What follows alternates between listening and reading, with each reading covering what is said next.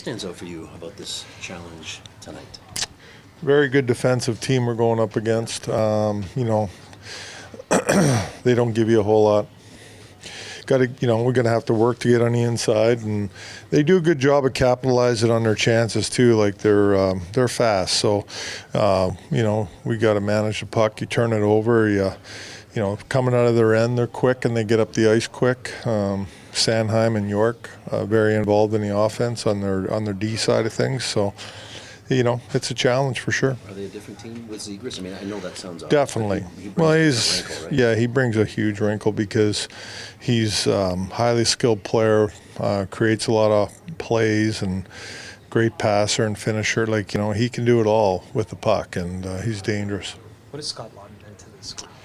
Well, a lot. I think, you look at both on and off the ice. I think off the ice, he's just such a great teammate and locker room guy, and brings a lot of life to the team and energy and superhuman. And on the ice, he gives you the effort, right? He's an effort guy out there. He's a worker. And he has skill too.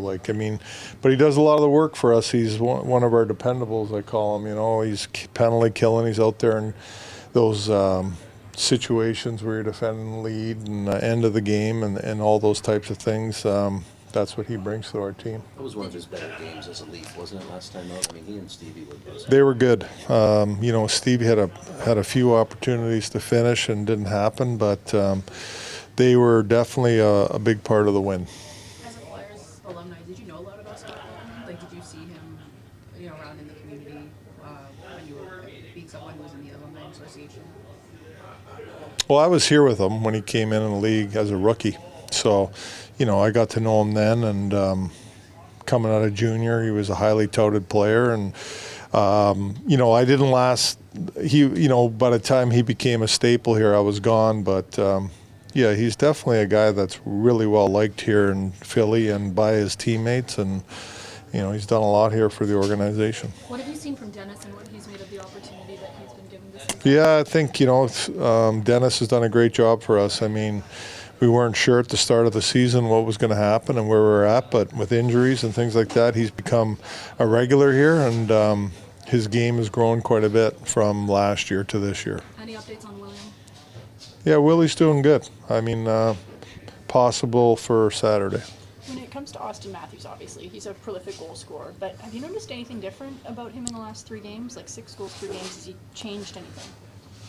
I think going back probably 2 weeks, he's been, for me, it's the pace of the game he's playing with. He's playing with a lot of pace. He's getting up and down the ice with a lot of pace, demanding the puck in the middle of the ice. Those types of things is what I really see, other than the scoring. I mean, obviously that's a huge part of it, but it's more about the pace and demanding of the puck in certain areas of the ice. And how are Bobby and Max complementing that then? Yeah, Bobby adds great speed, right? He gets on top of a lot of things quickly, and especially in the offensive zone with his forecheck. And, Bobby, for me, looking at him, he's physical and he's going to the net a lot. So he's at the net a lot, and Max is a playmaker, right? But Max is skating right now. He's been skating really well for the last 2 weeks, and that's a difference in his game. Do you notice any discernible differences in Morgan's game when he has someone like Brandon back? I think a guy like having Brandon is just, he's a stabilizer, he does such a good job of breaking plays up and defending in his own zone, and he's going to be back there, and it gives Morgan a little bit more freedom to be able to do his thing off the ice.